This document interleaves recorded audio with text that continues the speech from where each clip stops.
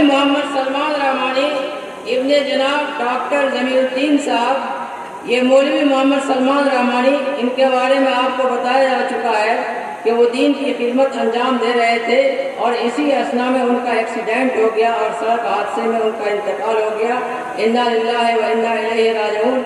उनके वालिद साहब यहाँ आए हुए हैं, जनाब डॉक्टर जमीरुद्दीन साहब। अलामती तौर पर उनकी जगह उन्हीं की दस्तारबंदी हजरत दावत बरकातुहुल आलिया के हाथ में की जाएगी। जनाब डॉक्टर जमीरुद्दीन साहब से गुजारिश है कि वो तशरीफ लाएं स्टेज पर ताकि उनकी दस्तारबंदी की जाए।